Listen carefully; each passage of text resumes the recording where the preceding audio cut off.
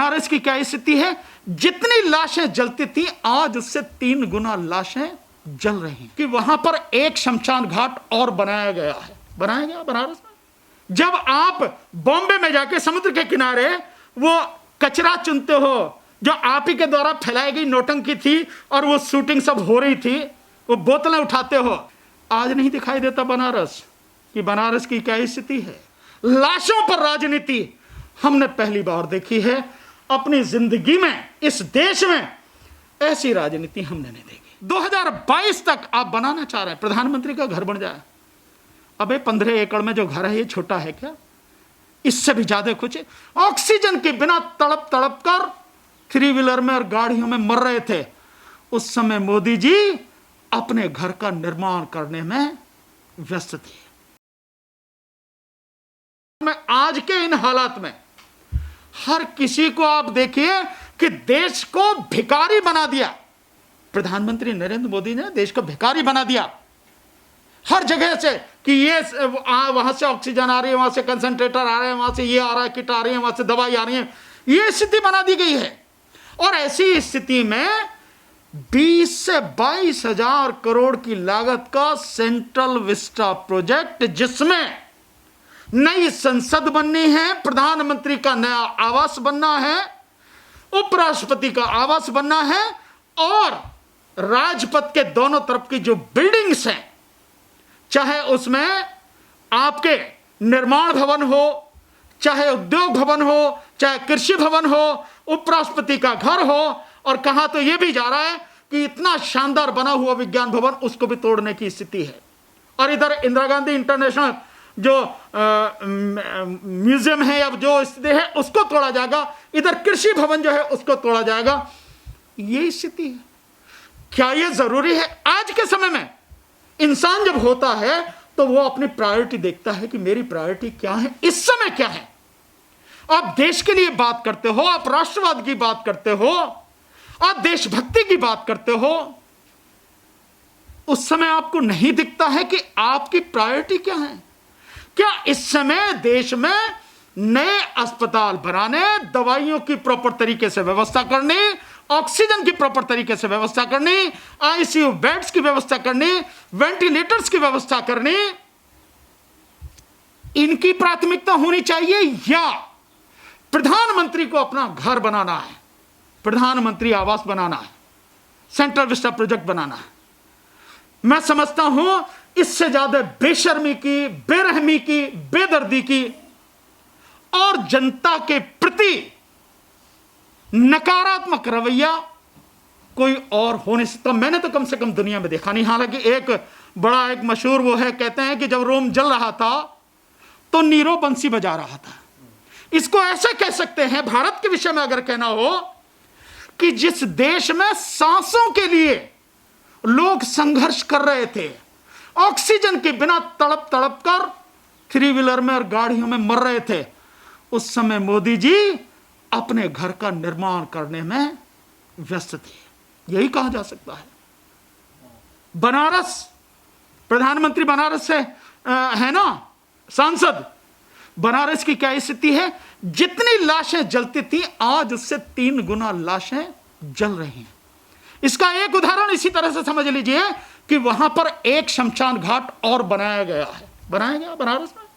यह स्थिति है। मतलब लाशों को जलाने के लिए जगह नहीं मिल पा रही, यह स्थिति, लकड़ी नहीं मिल पा रही है। और प्रधानमंत्री कहां है? अब नहीं कहेंगे प्रधानमंत्री, न मुझे यहां कोई बुलाया है, न मैं यहां अपने आप आया हूं, मुझे तो मां गंगा ने बुलाया है।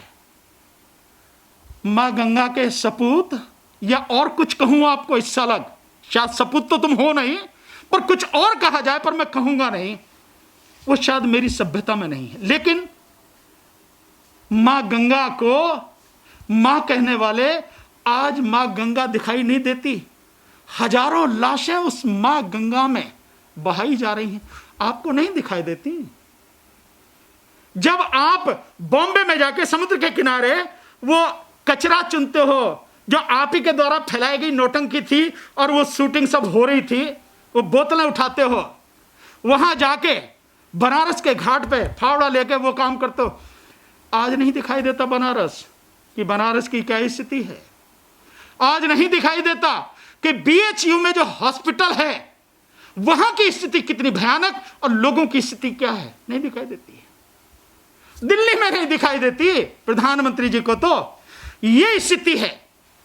तो इन हालात में सेंट्रल विस्टा प्रोजेक्ट को लगातार चलाए रखना और सुप्रीम कोर्ट द्वारा भी उसको खुली छूट दे देना, मैं समझता हूं ये इस देश में, देश के लोगों पे जले पर नमक छिड़कना नहीं, कटे पर नमक छिड़कना नहीं, नमक छिड़ककर उसको हाथ से रगड़ना और लोगों के दर्द पर खुश होना, लोगों की मौत पर खुश होना।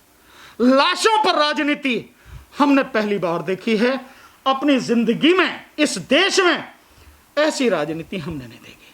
शायद इसीलिए लोग सही कह रहे हैं कि भैया इनके मुंह तो खून लगा हुआ है।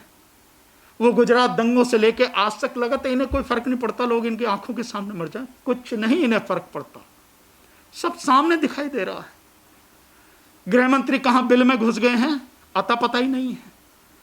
प्रधानमंत्री, मतलब अजीब स्थिति है। प्रधानमंत्री जो भाषा बोलते हैं उनको जरा भी लज्जा नहीं आती है, जरा भी शर्म नहीं आती है, उनके चेहरे पर जरा भी ये चीजें झलकती नहीं। जितना पैसा तुम लगा रहे हो सकता है तुम्हारे पास पैसा है, हम भी जानते हैं देश को जितना लूटा है, तो पैसा तो है तुम्हारे पास में, लेकिन वो पैसा इस समय जरूरत किसके लिए है? इस समय दवाइयों की जरूरत है, इंजेक्शंस की जरूरत है, इस समय बेड्स की जरूरत है, वेंटिलेटर्स की जरूरत है, इस समय आईसीयू बेड्स की जरूरत है, डॉक्टर्स की जरूरत है, ऑक्सीजन की जरूरत है, ऑक्सीजन सिलेंडर की जरूरत है। उन सारी चीजों पर पैसा खर्च कीजिए ना।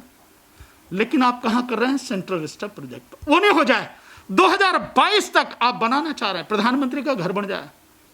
अबे 15 एकड़ में जो घर है ये छोटा है क्या? इससे भी ज्यादा कुछ है। मतलब सत्ता की हवस, तुम्हारी सत्ता की हवस ने पश्चिम बंगाल के हालत बुरे कर दिए। वहां कोरोना की क्या हालत आप जानते हो।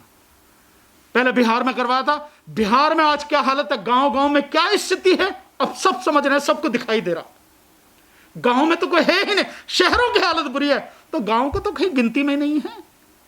पश्चिम बंगाल हुआ, उत्तर प्रदेश में पंचायत चुनाव करा के जो गांव गांव में कोरोना फैला दिया, कौन जिम्मेदार है इसके लिए? योगी सरकार, मोदी सरकार, इलेक्शन कमीशन, कौन जिम्मेदार है? यह है स्थिति। 800 नहीं 850 टीचर्स मर गए। 850 टीचर्स मर गए। किस में मर गए हैं? उत्तर प्रदेश के पंचायत चुनावों में। ऐसी ऐसी स्थिति है कि वो बेचारा कोरोना से तड़प रहा है और उसे छुट्टी नहीं दी जा रही। लिस्ट दी है जो टीचर्स की एसोसिएशन है, जो शिक्षा मित्र हैं उनकी, और हालत भयानक। लेकिन आपको शर्म नहीं। आप क्या है, शर्म क्या है आपको? आंकड़े छुपाना। और मीडिया, अभी 2 दिन पहले शायद योगी जी यहाँ आए, कल या परसों शायद आए नोएडा में, और मीडिया वालों को बुला के, अपने जो मीडिया वाले उनको जो हेडलाइंस दे दी, इतने बेड बना दिए गए, 700 से 7000 बेड कर दिए गए, और कोरोना पर कंट्रोल किया जा रहा है, और गवर्नमेंट एक्शन। अरे यार ये नौटंकी कर रहे, ये स्थिति है। और जो बोले उसके खिलाफ एफआईआर। जेवर में आप देख रहे हैं, मेवला गोपालपुर में एफआईआर कर दी गई लोगों के खिलाफ, कि इस चीज को जो सेंट्रल विस्टा में काम कर रहे हैं उसको इसेंशियल सर्विसेज में है। इसेंशियल सर्विसेज जो है, यानी ये सारी चीजें जो बने ही, क्या ये इसेंशियल सर्विस है? इसेंशियल आवश्यक क्या है इस समय? आवश्यक है दवाई, डॉक्टर, अस्पताल, ऑक्सीजन। लेकिन वो इसेंशियल में नहीं है। 180 गाड़ियों की परमिशन दिल्ली पुलिस ने दी हुई है इनके लिए, मजदूरों को लाने ले जाने के लिए। अजीब है, कमाल है साहब। सत्ता का इतना दुरुपयोग, लोगों के प्रति इतना नकारात्मक रवैया, इतना गैर जिम्मेदाराना रवैया, उदासीन रवैया, और लोगों को मरते हुए देखना, ऐसा इस देश में पहले कभी नहीं देखा जो मोदी सरकार में देखना पड़ रहा है।